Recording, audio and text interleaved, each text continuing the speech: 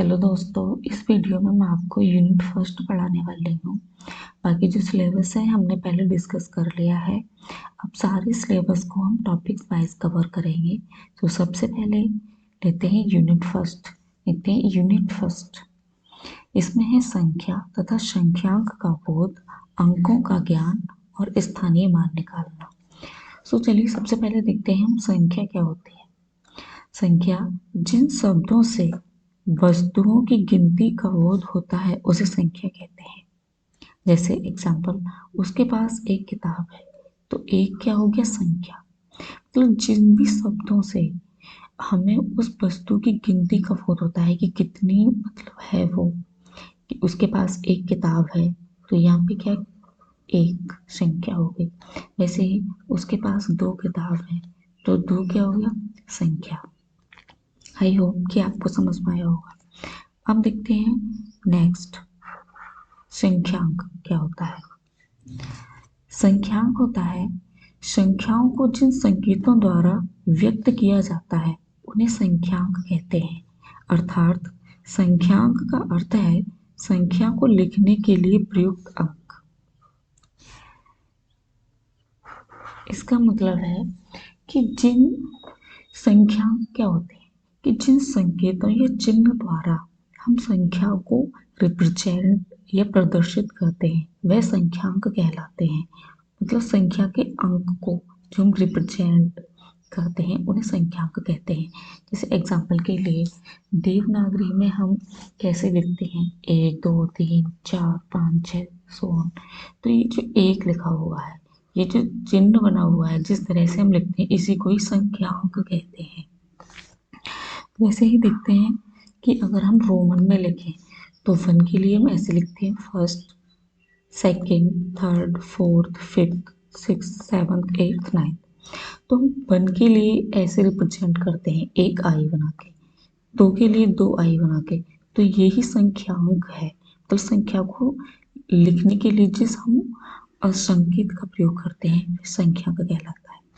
वैसे ही अंतरराष्ट्रीय इंटरनेशनल पद्धति में अगर लिखें हम, तो जैसे वन के लिए ऐसे बनाते हैं, 1 2 3 4 5 6 7 8 9। तो इस वन को लिखने के लिए हम इस चिन्ह का प्रयोग करते हैं, तो इस चिन्ह को ही संख्यांक कहते हैं। और इसमें एक क्वेश्चन आता है कि संख्या तथा संख्यांक में क्या अंतर होता है। तो संख्या होती है जिन शब्दों से वस्तु की गिनती का बोध हो कि कितनी गिनतियां हैं, कितनी संख्या है, जैसे 1 2, तो वो जो गिनती का बोध हो रहा है वह संख्या है। और संख्यांक होता है कि संख्याओं को लिखने के लिए जो चिन्हों का प्रयोग करते हैं, 1 2 3 4, इन्हें लिखने के लिए जो चिन्ह या संकेत का प्रयोग करते हैं वह संख्यांक कहलाते हैं।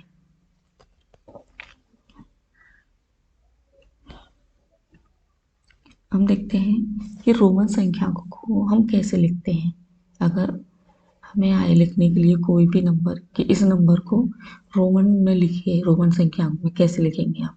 तो सबसे पहले हम देखते हैं कि रोमन संख्यांक में जो मतलब वैल्यू है उनकी, कुछ नंबर्स की वैल्यू दी हुई होती है, हमें याद करनी होती है, दी हुई है तो उनको हमें याद करना होता है। उसके बाद कुछ नियम हैं, उनके बेसिस पर उनके नियम का प्रयोग करके हम रोमन संख्याओं को लिख सकते हैं। तो देखिए, अगर हमें 1 लिखना है तो 1 को हम एक आई से लिखेंगे। अगर हमें 2 लिखना है तो 2 आई बनाएंगे। 3 लिखना है तो 3 आई। 4 बनाएंगे तो एक आई पहले फिर बी। ऐसे 5 तो ये बनाएंगे। 6 लिखेंगे तो ये, 7 तो ये, 8 ये, 9, 10 तो एक्स। ऐसे ही अगर हमें 5 लिखना है तो हम बी बनाएंगे। अगर हमें 10 लिखना है तो हम एक्स बनाएंगे। वहीं अगर हमें 100 लिखना है रोमन में तो हम सी लिखेंगे। वहीं अगर हमें 500 लिखना है तो हम डी लिखेंगे। 1000 लिखना है तो एम लिखेंगे।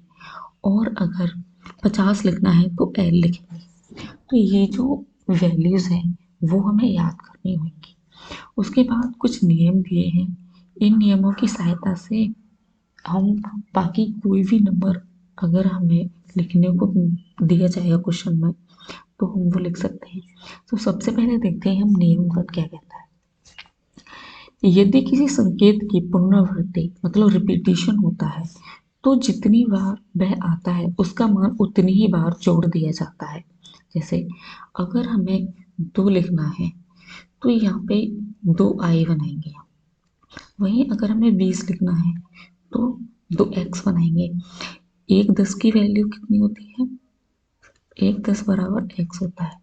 वहीं अगर हमें 20 लिखना है तो 10 10 प्लस 10 तो x प्लस एक्स, प्लस का चिन्ह हटा के x और x लिख देते हैं। वहीं अगर हमें 30 लिखना है तो x x x 3x लिखेंगे हम। लेकिन यहाँ भी एक लिमिट होती है, कोई संकेत 3 से अधिक बार नहीं आता। ये जो चिन्ह है संकेत, ये 3 से ज़्यादा बार हम रिपीट नहीं कर सकते। ठीक है, अब देखते हैं नियम नंबर 2। नियम नंबर 2 कहता है कि V, L और D मतलब 5, 50 और 500 की कभी भी पुनरावृत्ति नहीं होती है। तो इनको हम कभी भी रिपीट करके नहीं लिखते हैं। जैसे हमने 10 को लिखा, 2 बार लिख दिया x x, 30 लिखने के लिए 3 बार रिपीट कर दिया, लेकिन इनको हम बिल्कुल भी रिपीट नहीं करते, सिर्फ एक बार ही लिखते हैं। अब है नियम नंबर 3। यदि छोटे मान वाला कोई संकेत एक बड़े मान वाले संकेत के बाईं ओर जाता है तो बड़े मान में छोटे मान को घटा दिया जाता है। इसका मतलब है कि अगर कोई भी वैल्यू जो दी है, जैसे कि यहाँ पे 5 है v और i, तो ये 5 जो है वो बड़ा है 1 से, तो जो छोटे मान वाली संख्या होती है वो बड़े मान वाली संख्या के अगर बाईं ओर लिखी हुई होती है तो बड़े मान वाले में से हम छोटे मान को घटा देते हैं। तो 5 में से हम 1 को घटाएंगे तो इसकी वैल्यू कितनी होगी? 4। तो i और v ये 4 के बराबर होता है। वैसे ही अगर i और x लिखा हुआ है तो इसका मतलब होता है 9। मतलब जो संख्या बाईं तरफ लिखी हुई होती है बड़ी संख्या की, उसको हम घटा के लिखते हैं। जैसे यहाँ पे x की वैल्यू कितनी होती है? 10। तो 10 और 1 की वैल्यू, i की वैल्यू 1, 10 माइनस 1 बराबर 9। वैसे ही ये है। अब देखते हैं नेक्स्ट नियम। देखिए नियम नंबर 4, ये कहता है यदि छोटे मान वाला कोई संकेत, यदि छोटे मान वाला कोई संकेत एक बड़े मान वाले संकेत के दाईं ओर हो जाता है तो बड़े मान में छोटे मान को जोड़ दिया जाता है। अगर वही पहले था कि बड़े मान के बाईं ओर है कोई संख्या तो हम उसे घटा देंगे। यहाँ है कि अगर बड़े मान के दाईं ओर कोई संख्या लिखी हुई है छोटी, तो हम उसके साथ उसको जोड़ देंगे। जैसे यहाँ पे v की वैल्यू कितनी होती है? 5, i की वैल्यू 1, तो हम 5 में 1 को जोड़ कर लिखेंगे तो 5 + 1 बराबर 6। तो vi किसके बराबर होता है? 6 के बराबर होता है। वैसे ही x i दिया हुआ है तो इसका मतलब है x के दाईं ओर है ये छोटी संख्या बड़ी संख्या। अब देखते हैं नेक्स्ट नियम 5। संकेतों v, l और d को कभी भी बड़े मान वाले संकेत के बाईं ओर नहीं लिखा जाता है। मतलब कि 5, 50 और 500 को कभी भी बड़े मान वाले संकेतों के बाईं ओर नहीं लिखा जाता है। इसका मतलब है कि v, l और d को, d की मान वाली संख्या को कभी घटाया नहीं जा सकता। नोट, इसमें एक नोट दिया है, संकेत 1 को केवल v और x में से घटाया जा सकता है। क्योंकि संकेत 1 है उसको केवल b और x में से ही घटाया जा सकता है और किसी भी संख्या में से नहीं घटाया जा सकता। जैसे ये संकेत x को केवल l, m और c में से ही घटाया जा सकता है और जो संकेत x है उसको केवल हम l और m और c में से ही घटा सकते हैं। मतलब 50, 1000 और 100 में से ही घटा सकते हैं। ये जो वैल्यूज है ये सारे नियम हमें याद करने होंगे तभी हम रोमन संख्याओं को लिख सकते हैं। कुछ वैल्यू हमें याद करनी होंगी और कुछ हम इन नियमों को की बेसिस पर लिख सकते हैं। तो ये नियम तो हमें याद करने पड़ेंगे।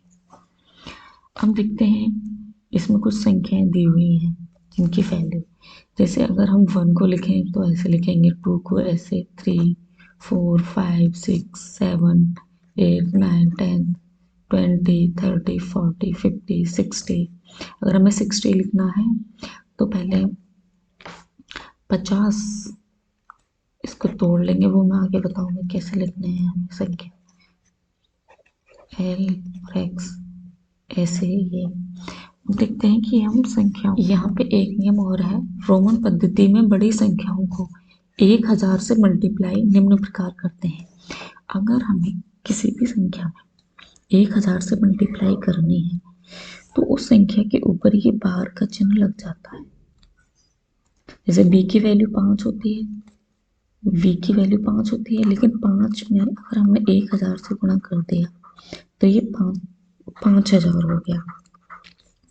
अब इस 5000 की वैल्यू हम v बार से रिप्रेजेंट करेंगे डायरेक्ट। अगर b बार दिया हुआ है कहीं तो इसका मतलब है इसकी वैल्यू 5000 है। वहीं अगर x बार लिखा हुआ है तो 10 गुणा 1000 तो इसकी वैल्यू 10,000। वैसे ही l के ऊपर अगर बार लगा हुआ है तो इसका मतलब l की वैल्यू 50 होती है, उसमें 1000 की गुणा की हुई है, मतलब इसकी वैल्यू 50,000 है। वैसे ही c तो 100 गुणा 1000 तो ये 1,00,000 हो गया। अगर सी बार कहीं दिया हुआ है तो इसका मतलब इसकी वैल्यू 1,00,000 है। वहीं अगर डी बार दिया हुआ है तो इसकी वैल्यू 5,00,000 है। अगर वहीं एम बार दिया हुआ है, एम की वैल्यू 1000 होती है, वैसे 1000 से मल्टीप्लाई करके इसकी वैल्यू 10,00,000 हो गई। तो अगर कहीं एम बार दिया हुआ है तो इसका मतलब उसकी वैल्यू 10,00,000 है। चलिए और देखते हैं कुछ एग्जाम्पल से कि रोमन संख्या को हम कैसे लिखें। अगर कोई दिया हुआ है, मानो एग्जाम्पल के लिए 69 को रोमन में लिखिए, रोमन संख्याओं में लिखिए। तो सबसे पहले हम क्या करते हैं, इस संख्या को उन संख्याओं में तोड़ते हैं जिनकी वैल्यू डायरेक्ट दी हुई है रोमन संख्याओं की। जैसे हमने 69 को तोड़ा, पहले 60 + 9 में 9 की वैल्यू में दी होती है i और x। वैसे ही अब 60 की कोई डायरेक्ट वैल्यू नहीं दी होती है, फिर हम 60 को तोड़ेंगे 50 + 10 में, तो 50 की वैल्यू भी दी होती है l और 10 की वैल्यू भी दी होती है x। तो हमने लिखा 50 l 10 के नीचे x और 9 का ix। अब ये जो चिन्ह है प्लस का, इसको हटाकर हम ज्यों का तो लिख देंगे l x i x। तो ये होगी 69 की वैल्यू। वैसे ही अगर हमें 49 लिखना है तो 49 को कैसे लिखेंगे, इसको हम ब्रेक करेंगे उन संख्याओं में जिनकी डायरेक्ट वैल्यू दी होती है। जैसे 49 को पहले ब्रेक किया 40 + 9, 9 की तो वैल्यू दी होती है। अब हम 40 को ब्रेक करते हैं और 40 की कोई डायरेक्ट वैल्यू तो दी हुई होती नहीं है, तो हम इसको लिखते हैं 50 - 10। अगर हम 50 - 10 लिखेंगे तो भी 40 आ गया। वैसे ही 50 की वैल्यू दी हुई होती है हमें डायरेक्ट l और 10 की वैल्यू x होती है। लेकिन जो लिखने का नियम है कि अगर हम इसे घटा के लिखेंगे, जैसे हमने देखा कि अगर कोई भी बड़ी वैल्यू के बाईं ओर कोई छोटी वैल्यू दी होती है तो हम उसे उस बड़ी वाली मान वाली वैल्यू में से छोटे मान वाली वैल्यू को घटा के लिखते हैं। तो यहाँ पे l की वैल्यू है 50 और x 10, तो यहाँ पे 50 - 10 लिख के x और l, तो हम पहले लिखेंगे x फिर l, तो ये हो गया 40 इसकी वैल्यू। 9 की वैल्यू डायरेक्ट दी होती है i x, तो ये चिन्ह हटा के हम जगह पे लिख देंगे x l i x। ये 49 की वैल्यू। नेक्स्ट टॉपिक, इसी में अंकों का स्थानीय मान। अंकों का स्थानीय मान कैसे निकालते हैं। किसी संख्या में प्रत्येक स्थान के अंक का मान अलग अलग होता है, इसे अंक का स्थानीय मान कहते हैं। मतलब कोई भी संख्या दी हुई है तो उस संख्या में जो अंक है उन प्रत्येक अंक का जो स्थानीय मान होता है, मतलब कि उनके स्थान का जो मान होता है वो अलग अलग होता है। तो उनके स्थान के मान को जब हम निकालते हैं उसी को ही स्थानीय मान कहते हैं। जैसे एग्जाम्पल के लिए हम लेते हैं, एक संख्या ली हमने 5231 में प्रत्येक अंक का स्थानीय मान ज्ञात कीजिए। तो हम सबसे पहले क्या करेंगे, यहाँ पे संख्या को लिख लिया। अब हम दाएं तरफ से लिखना शुरू करेंगे। सबसे पहले हम देखेंगे यूनिट प्लेस से, इकाई अंक से। जैसे 1 को लिया हमने, तो 1 कौन से स्थान पर है? इकाई स्थान पर। तो इकाई स्थान पर है, इसलिए हम इसे 1 से गुणा करेंगे, इकाई से। वैसे ही अब चलते हैं 3 की तरफ, तो 3 कौन से स्थान पर है? इकाई दहाई स्थान पर है, तो 3 की गुणा हम 10 से करके फिर लिख देंगे, इसकी वैल्यू 30 होगी। वैसे ही अगर हम देखते हैं 2, तो 2 कौन से स्थान पर है? इकाई दहाई सैकड़ा, सैकड़ा के स्थान पर है, तो 2 की गुणा हम 100 से करेंगे, फिर लिख देंगे इसकी वैल्यू 200। वैसे ही अगर हम 5 को लेते हैं, तो 5 कौन से स्थान पर है? इकाई दहाई सैकड़ा हजार, तो 5 है हजारवें स्थान पर है, तो 5 की गुणा हम 1000 से करेंगे और 5000 लिख देंगे। फिर तो जो 1 है, 1 का स्थानीय मान कितना है? 1 गुणा 1 इकाई स्थान पर है, तो 1 से गुणा हो, इसकी वैल्यू आई 1। 3 का स्थानीय मान है 30, 2 का स्थानीय मान है 200 और 5 का स्थानीय मान है 5000। आई होप कि आपके समझ में आया होगा। ऐसे ही सारे अंकों का स्थानीय मान निकालते हैं, बहुत ईजी है, बस थोड़ा सा आपको प्रैक्टिस करनी है। ठीक है, हम देखते हैं नेक्स्ट एग्जाम्पल।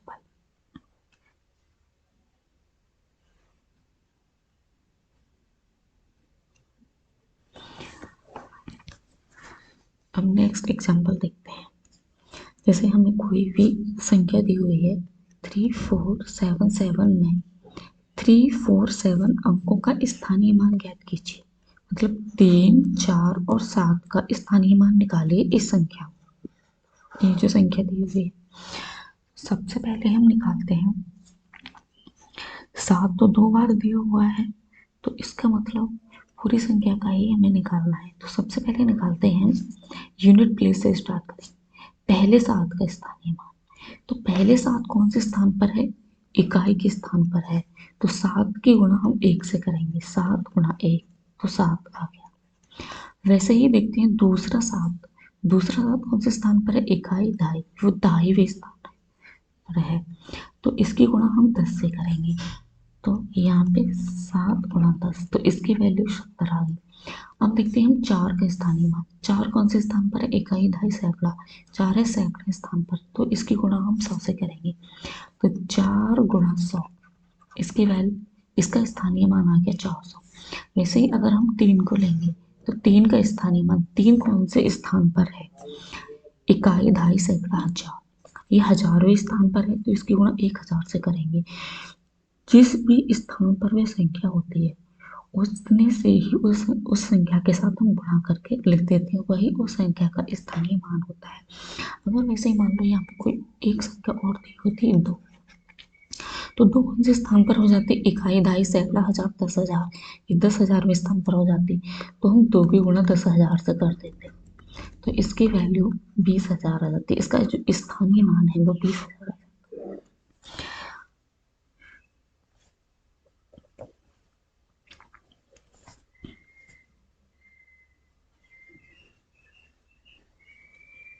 जैसे एक क्वेश्चन और दिया हुआ है कि संख्या ये जो दी हुई है 2, 3, 5, 4 में अंक 3 का स्थानीय मान निकालिए।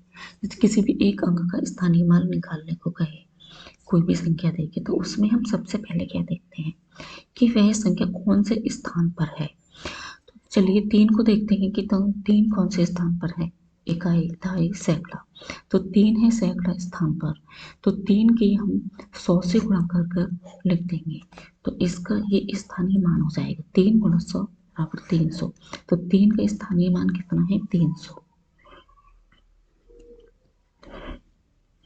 वैसे ही एक क्वेश्चन और आता है कि संख्या, कोई भी संख्या दी हुई होगी, उसमें से 5 के स्थानीय मानों का योग ज्ञात कीजिए।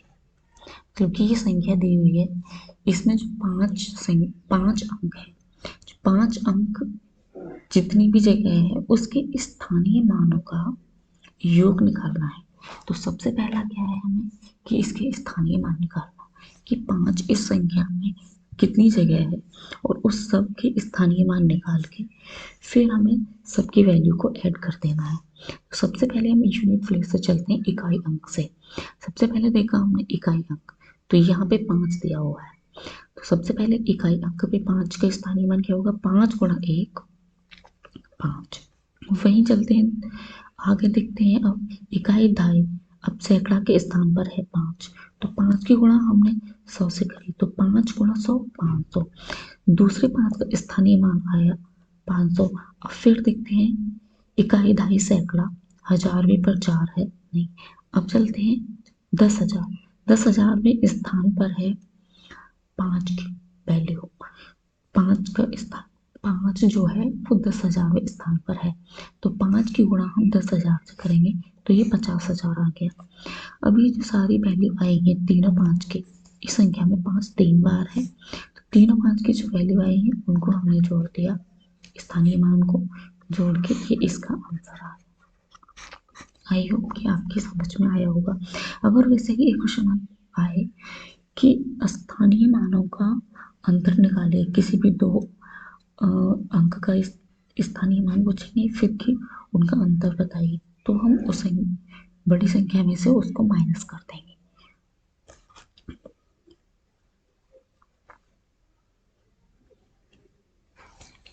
अब नेक्स्ट टॉपिक है जातीय मान या फेस वैल्यू क्या होती है।